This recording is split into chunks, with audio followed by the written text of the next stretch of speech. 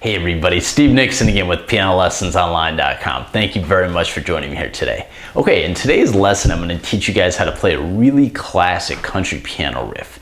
This riff is used all the time throughout all kinds of different songs. It's really even so famous that it's even appeared in like rock and pop songs as well. So I think you guys are really going to enjoy this lesson. Now, if you're new to PianoLessonsOnline.com, I'll throw a chord chart, tips, and some notation for today's lesson as well. So definitely make sure you stop by the site.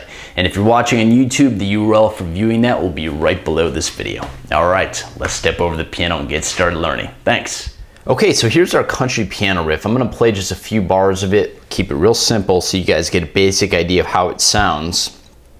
Then I'll go back and I'll teach you all the little moves that's going on there. It's pretty easy. Okay, so here we go.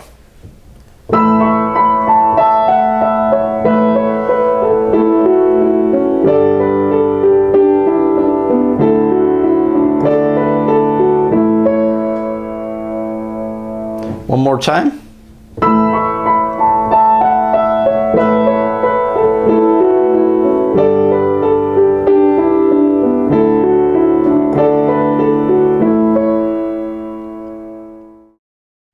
Okay, so now I'm going to teach you guys the basic moves that I'm doing, okay? The basic principle is that the shapes I'm doing are over the root position chord of A and the first inversion chord, and that's the same for all the chords that I'm doing, okay? So here's A, G, D. Those are the three chords I'm using. And what I'm doing is I'm doing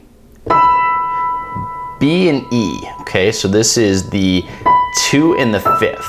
So I'm going, so 2 goes up to the 3rd. Do you see how this is based around the shape of the A chord here? A, C sharp, E. So I'm holding the E down. Okay, so that's the first move. And then I'm doing the exact same type of thing over the first inversion shape. So this is an A in first inversion. Okay, C sharp, E, A. So I'm doing the same move, but I'm going from the 5th E up to the 6th. So I'm going. All right, so it's the same thing I did here. So I'm using fingers 2 and 3. So I did that around the whole keyboard, really.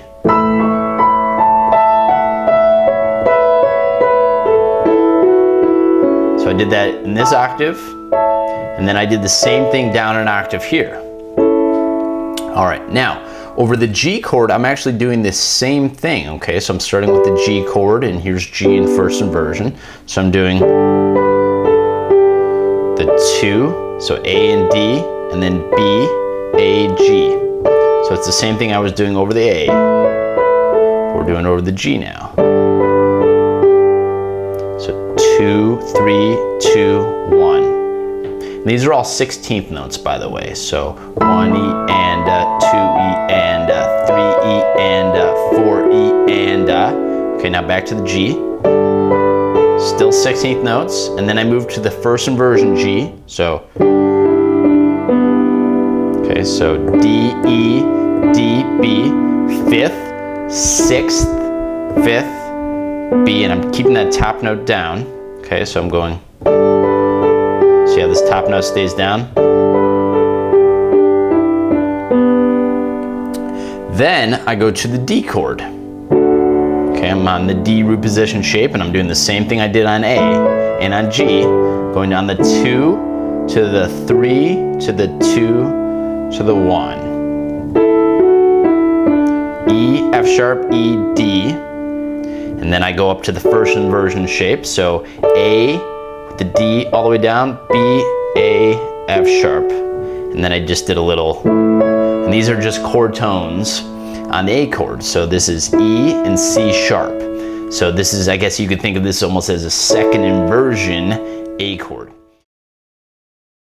All right, so the basic concept that I want you guys to take away from this is really just make sure that you know your chords really well, just your basic triads and inversions, and this is very easy, this little riff to play. So it's because I know these chords. So you of course want to be able to do it in any key. You want to be able to do an E flat. was just E flat and E flat in first inversion there. Same move, same theory, same everything there, okay? So I'll play it for you one more time, and you guys can take a look at it.